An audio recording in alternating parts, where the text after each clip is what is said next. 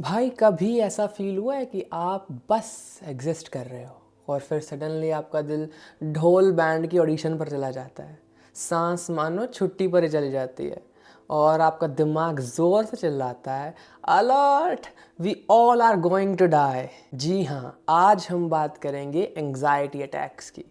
भाई ये कोई चिल ब्रो वाली सिचुएशन नहीं है, बल्कि ये एक समझने वाली सिचुएशन है कि why my body is betraying me. और ट्रस्ट में भाई, आज इस वीडियो को देखने के बाद आपके सारे दुख, गम, चिंता, परेशानियाँ सब छू मंतर होने वाली हैं। तो अगर आपने इस पर क्लिक करा है तो या तो आपको इस ड्रिल का पता है या फिर आप समझना चाहते हो कि मैं खुद की मेंटल हेल्थ को किस तरह के भयानक मेंटल जिम्नास्टिक्स में डालता हूँ। भाई जिनको नहीं पता, एंग्जाइटी अटैक्स सिर्फ स्ट्रेस नहीं है। स्ट्रेस तो वो है कि मान लो आपकी ओला कैब मिस हो गई, वो है स्ट्रेस।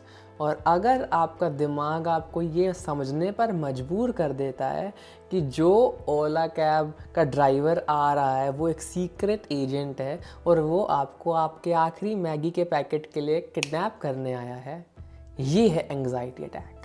ये अचानक से आने वाला इंटेंस फियर या डिस्कम्फर्ट है और इसके फिजिकल सिम्टम्स तो बहुत वाइल्ड हो जाते हैं। आपका दिमाग हर उस एम्बैरसिंग चीज़ की हाईलाइट रील चलाता है जो आपने कभी की है, प्लस ऐसी सिचुएशंस, ऐसी भयानक खतरनाक सिचुएशन जो आपने कभी सोची भी नहीं। माय फर्स्ट एनकाउंटर, भाई मेरा पहला एंग्जाइटी अटैक एनकाउंटर था एपिक, बिल्कुल बॉलीवुड मूवीज़ के क्लाइमैक्स सीन जैसे, बिल्कुल एपिक। इसकी शुरुआत कैसे हुई भाई? मैं आराम से पढ़ रहा था, तैयारी कर रहा था एग्ज़ाम की, क्लासिक जेंजी बिहेवियर, राइट। और मैं पढ़ते पढ़ते एक अजीब सा थॉट मेरे अंदर आया। ऐसा लगा जैसे मेरे सीने के ऊपर हाथी ने सोने का प्लान बना लिया हो और मेरे हाथ ऐसे कांप रहे थे जैसे मैंने अभी भी डिस्कवर करा है कि बोर्ड्स में शायद मैं फेल हो चुका हूँ। और मेरे थॉट्स तो भाई मेरे बिना जैसे पार्टी पर चले गए थे। वो हर वर्स्ट के सिनेरियो को बारी बारी रिपीट पे चला रहे, लूप पे चला रहे थे, जैसे उनको अलग ही मज़े चढ़े हों।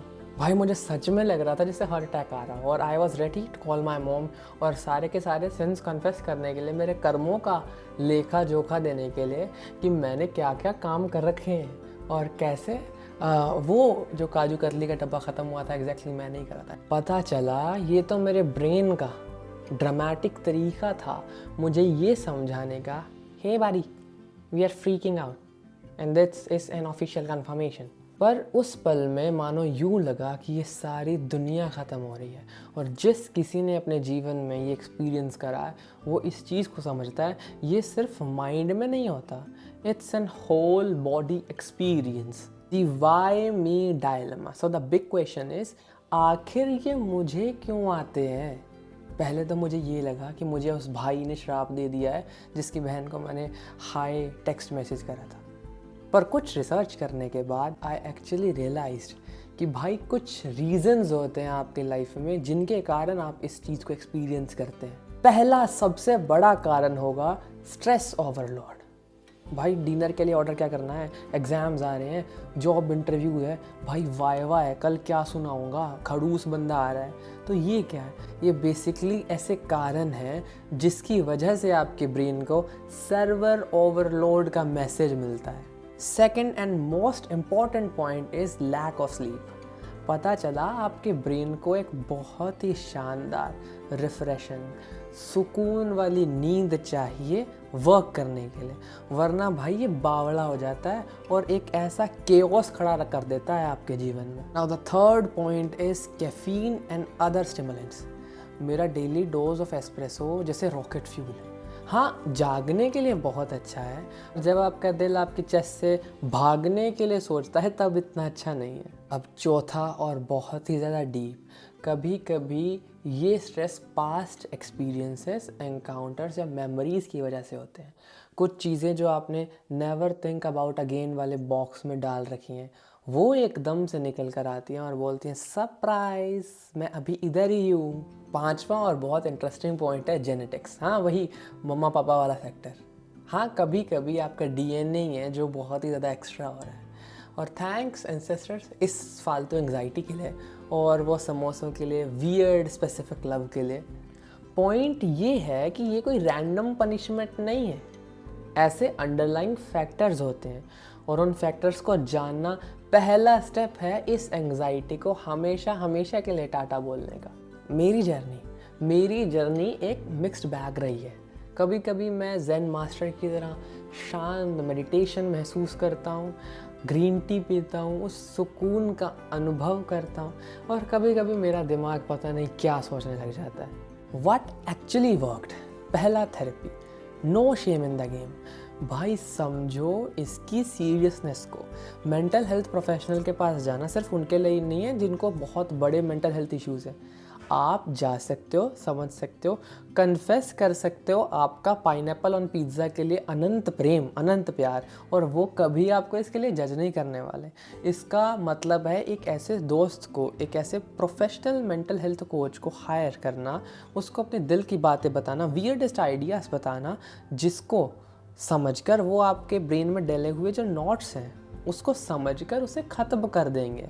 दूसरा और बहुत इम्पॉर्टेंट, माइंडफुलनेस इन ग्राउंडिंग टेक्निक। जब एक पैनिक अटैक, एंग्जाइटी अटैक आता है तो आपका दिमाग, आपका दिल जैसे मार्स पर चला जाता है, और ग्राउंडिंग टेक्निक मदद करती है उस दिल को, उस दिमाग को ग्राउंड पर लेके आने में। दी 5 4 3 2 1 टेक्निक। जश्न भाई जल्दी बताओ आखिर ये टेक्निक क्या है? 5th, वो सभी चीज़ें जिनको आप देख सकते हो। 4th, वो सभी चीज़ें जिनको आप टच कर सकते हो। 3rd, वो सभी चीज़ें जिनको आप सुन सकते हो। 2nd, वो सभी चीज़ें जिनको आप स्मेल कर सकते हो। एंड नंबर 1 और the last, it would be वो सभी चीज़ें जिनको आप टेस्ट कर सकते हो। भाई ये एक मेंटल रीसेट बटन की तरह काम करता है। 3rd और बहुत ज़रूरी होगा लाइफस्टाइल चेंजेस।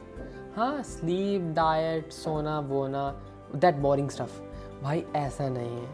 अपने कैफ़ीन कंजप्शन को कम करना, अपने शरीर को सोने के लिए मजबूर करना, अपनी बॉडी को मूव करना जानबूझकर, ताकि ये सारा सिस्टम काम करता रहे harmoniously. This actually made a noticeable difference. ये ऐसा है कि जैसे आप अपनी बॉडी को एक अच्छा फ्यूल दे रहे हो ताकि वो स्पॉन्टेनियसली कंबस्ट ना कर जाए। 4th और बहुत ज़रूरी होगा हम सभी लोगों के लिए, ओपन कम्युनिकेशंस। भाई अपने फैमिली और फ्रेंड्स को इसके बारे में खुलकर बताना।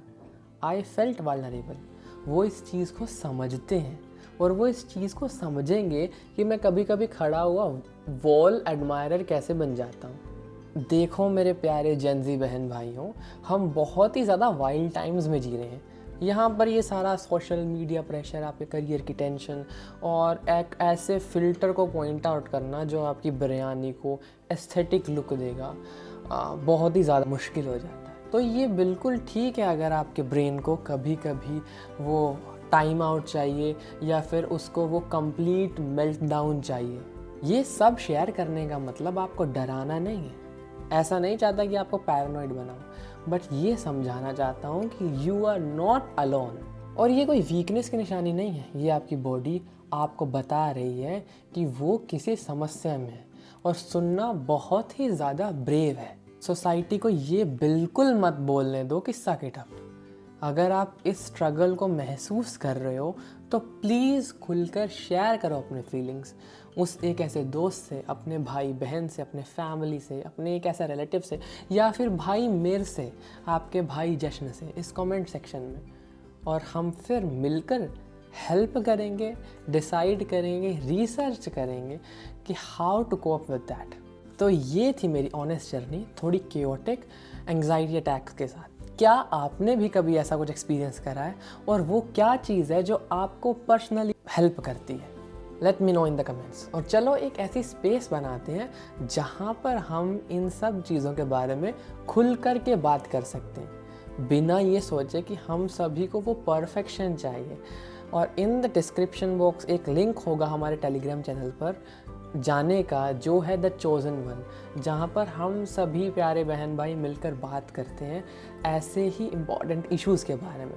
ज्वाइन करो हमारे टेलीग्राम चैनल को, और अगर आप इस चीज़ से रेजोनेट कर सकते हो तो please hit that like button, subscribe करो हमारे इस यूट्यूब चैनल जशनदीप लूथरा को, जिसमें मिलकर हम आने वाले वीडियोस में कुछ नया, कुछ डीपर समझेंगे हम खुद के बारे में, इस समाज के बारे में। बाकी मिलते हैं अगले किसी वीडियो में, और turn on the notification bell ताकि आने वाली कोई भी ऐसी अमेजिंग वीडियो आप कभी मिस ना करते। स्टे स्ट्रॉन्ग, स्टे वियर्ड, और अपने मेंटल हेल्थ को प्रायोरिटी में रखो। और अगर आप मुझे अब एक्सक्यूज़ करें, क्योंकि मेरे ब्रेन ने अभी अभी मुझे मैसेज भेजा है कि मुझे अभी सख्त ज़रूरत है मैगी की। Peace out.